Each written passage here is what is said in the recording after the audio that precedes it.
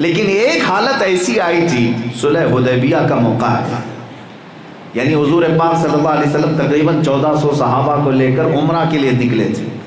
مکہ والوں نے راستہ روک دیا 35 کلومیٹر باہر، حدیبیہ ایک مقام ہے۔ اس وقت مکہ والے غلبے میں تھے، دشمنی میں، انہوں نے کہا ہم عمرہ کرنے نہیں دیں گے کسی کو عمرہ۔ سب احرام کی حالت میں آئے تھے مدینے سے، اب احرام کھولنے پر مجبور کرنے لگے مکہ والے۔ جنگ کی سی حالت آ گئی، لیکن حالت احرام میں جنگ کیسے؟ نبی پاک صلی اللہ تعالیٰ علیہ وسلم انتظار کرتے رہے، لیکن کفار مکہ، مشرکین مکہ اڑے رہے۔ آخر بات یہاں کو آئی کہ حضور پاک صلی اللہ علیہ وسلم نے ان کے ساتھ صلح کر فرمائی، اسی کو صلح حدیبیہ کہتے ہیں۔ صلح کس بات پر ہو رہی تھی؟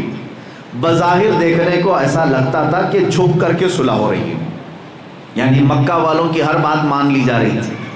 مکہ والے ایگریمنٹ میں لکھوا رہے تھے کہ اس سال آپ عمرہ نہیں کریں گے، یہی احرام کھولیں گے، واپس جائیں گے، اگلے سال آئیں گے بغیر ہتھیار کے آئیں گے، اور پھر یہ کہ اگر مکہ سے کوئی بھاگ کر مدینے گیا تو آپ ہمیں واپس دیں گے، اور مدینے سے کوئی بھاگ کر ہمارے پاس آیا تو ہم واپس نہیں دیں گے۔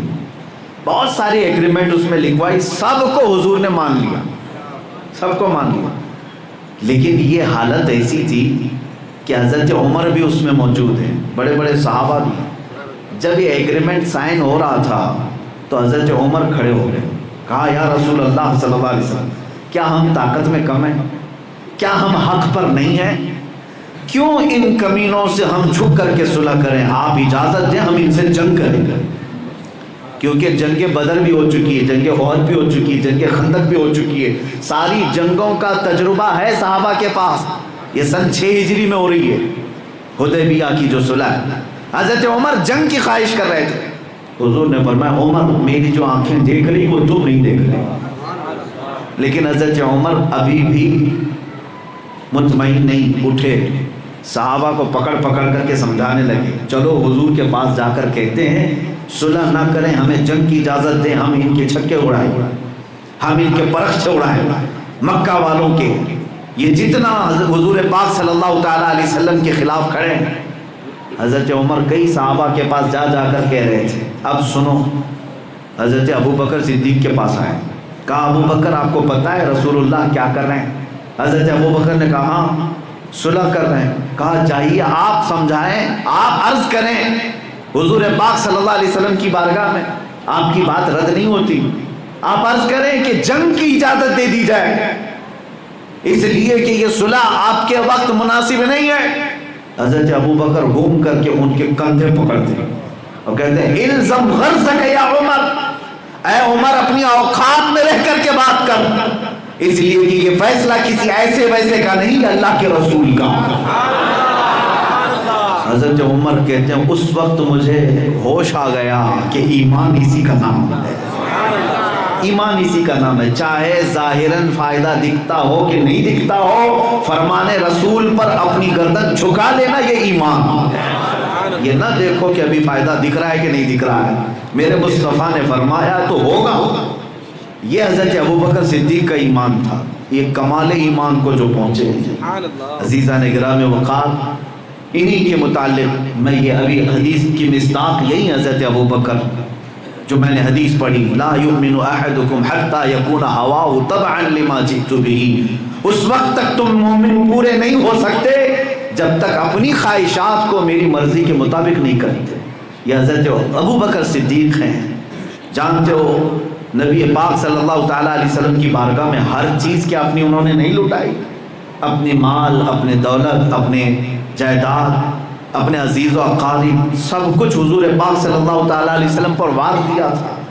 یہ ایمان اپنی خواہشات کے مطابق نہیں دیا، یہاں تک کہ ایک دن گھر میں بیٹھے ہیں، ماں عائشہ صدیقہ ساری کائنات کی مومنوں کی ماں، ام المومنین، لیکن صدیق اکبر کی بیٹی، حضرت ابوبکر صدیق کی بیٹی، اور وہ بھی عمر میں کتنا فرق ہے، چھوٹی بیٹی ہے حضرت ابوبکر کی، لیکن جانتے ہو جب اپنی ہی بیٹی کو بلانا ہوتا تب بھی ام المومنین تھی، مومنوں کی ماں ہے، اپنی بیٹی ہے لیکن مومنوں کی ماں ہے۔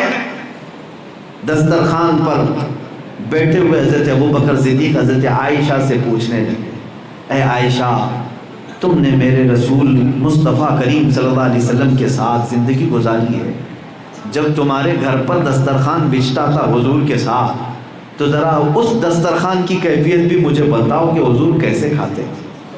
یا اپنی بیٹی سے پوچھ، اپنی مرضی سے اگر کھانا ہو تو کوئی یہ نہیں پوچھے گا۔ جس کو یہ طلب ہے کہ میں اپنی مرضی سے نہیں جینا چاہتا، رسول کی مرضی سے، وہ یہ سوال کرتا ہے۔ حضرت عائشہ صدیقہ کہتی ہیں میں نے زندگی پر حضور کی دسترخوان کو دیکھا، کبھی چھنے ہوئے آٹے کی روٹی نہیں کھائی، اور کبھی ایک دسترخوان پر حضور کے 2 سالن نہیں آئے، کبھی بھی حضور کے دسترخوان پر 2 سالن نہیں جمع ہوئے۔ یہ سن کر کے حضرت ابوبکر صدیق ہاتھ کھینچ لیے اور رو پڑے، آنکھوں میں آنسو آ گئے، اٹھ گئے۔ کہا جس کو اللہ تعالیٰ نے مالک جنت بنایا، اس کی زندگی کا حال یہ تھا کہ دسترخوان پر کبھی چھنے ہوئے آٹے کی روٹی نہیں کھائے اور 2 سالن نہیں جمع کیے۔ عزیزان گرامی، اس کے بعد حضرت ابوبکر صدیق رضی اللہ تعالیٰ عنہ کا ہی تو یہ ایمان ہے کہ ہر چیز میں پوچھ پوچھ کر کے عمل کیا جائے۔ آج ہم زندگی کو اس طرح سے گزار رہے ہیں جیسے ہم اپنی مرضی سے، اگر کچھ میچ ہو گیا تو سمجھتے ہیں سنت پر عمل ہو رہا ہے۔ میچنگ کرنے کا نام سنت نہیں ہے۔ جیسے بہت سارے لوگوں کی داڑھی یوں ہی نکل آئی اور ان کو ایسا لگتا ہے کہ ہم بھی سنت پر عمل کر رہے ہیں، یہ میچ ہو جانے کا نام سنت نہیں، بلکہ عزم اور ارادے کے ساتھ کرنے کا نام ایمان ہے۔ دنیا اگرچہ تانے مارتی ہو مگر میں میرے مصطفیٰ کی شکل پر جیوں گی۔ یہ نہیں کہ دنیا میں ابھی اچانک کوئی فیشن آ گیا جو سنت سے میچ ہو رہا ہے تو میں بھی رکھ لیا، یہ ایمان کی کیفیت نہیں ہے، نہ ہی یہ سنتوں پر عمل کی کیفیت ہے۔ عزیزان گرامی اوقات، حضرت امام ابو یوسف یا حضرت امام احمد بن حنبل رضی اللہ تعالیٰ عنہ، ان کی زندگیوں کے متعلق یہ عرض کیا گیا کہ زندگی پر حضور کی اداؤں کو پوچھ پوچھ کر کے عمل کرتے تھے، اور انہیں تربوز پسند تھا اس بزرگ کو، کلنگڑ، لیکن کھائے نہیں، جبکہ ان کو یہ حدیث میں ملا کہ رسول پاک صلی اللہ علیہ وسلم نے بھی تربوز کھایا ہے۔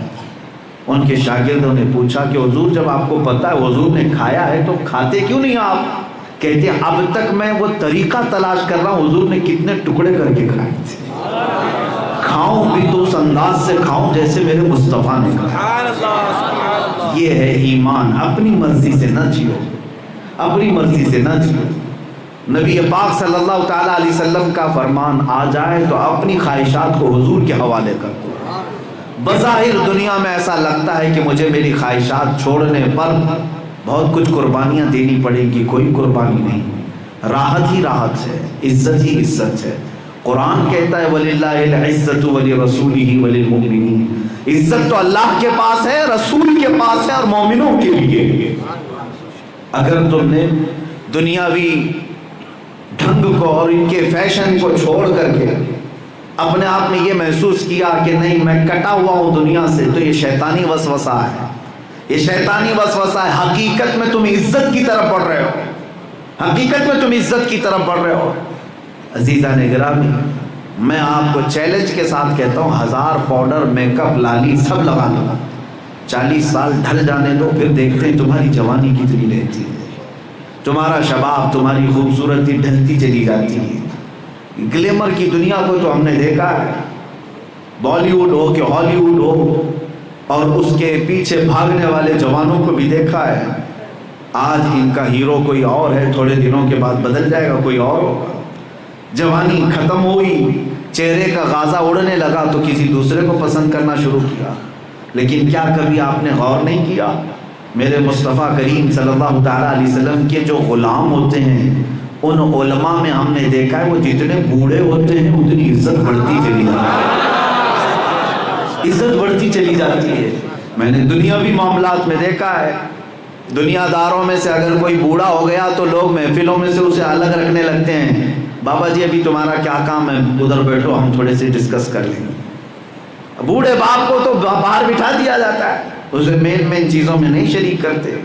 لیکن میں نے اپنے محافل کو دیکھا ہے، جب سخت سے سخت قسم کے پیچیدہ مسائل کو حل کرنے کی بات آئے تو امت میں جو سب سے عمر دراز علماء ہیں ان کو صدر بنا کر لایا جاتا ہے۔ عزیزان گرامی، یہ نبی پاک صلی اللہ تعالیٰ علیہ وسلم کے قدموں سے ملی ہوئی جو عزت ہے وہ موت تک نہیں جاتی بلکہ مرنے کے بعد بھی زندہ رہتی ہے۔ اسی لیے آج بھی اللہ رب العزت نے ہماری محفلوں میں امام اہل سنت اعلیٰ حضرت کے نام کو زندہ رکھا۔ 100 سال گزر گئے، ہم میں سے کسی نے دیکھا نہیں، لیکن ہر مجمع میں ان کو پکارا جاتا ہے۔ کیوں؟ اس لیے کہ اس مرد مجاہد، اس مجدد اعظم نے اپنی مرضی سے زندگی نہیں گزاری، زندگی گزاری تو مصطفیٰ کریم کی مرضی سے گزاری، پوری زندگی وقف کیا تھا نبی پاک کے حوالے۔ اس لیے رب تبارک و تعالی نہ ان کا نام مرنے دیتا ہے نہ کلام مرنے دیتا ہے، کلام بھی زندہ ہے، نام بھی زندہ ہے۔ اس لیے اس زندگی کے اہم اصول کو سمجھ لو، اس اصول کو سمجھ لو، ان کی بات کرو اور ہر دل پہ راج کرو۔ حضور پاک صلی اللہ تعالیٰ علیہ وسلم کی طرف جب تک تم اپنے آپ کو مکمل حوالہ نہیں کرتے، اس وقت تک تم ایمان کے لطف اور ایمان کی حلاوت کو بھی نہیں پا سکتے۔ شیرنی جو ایمان کی ہے، جو مٹھاس ایمان کی ہے، وہ اسی وقت ملے گی جب اپنے آپ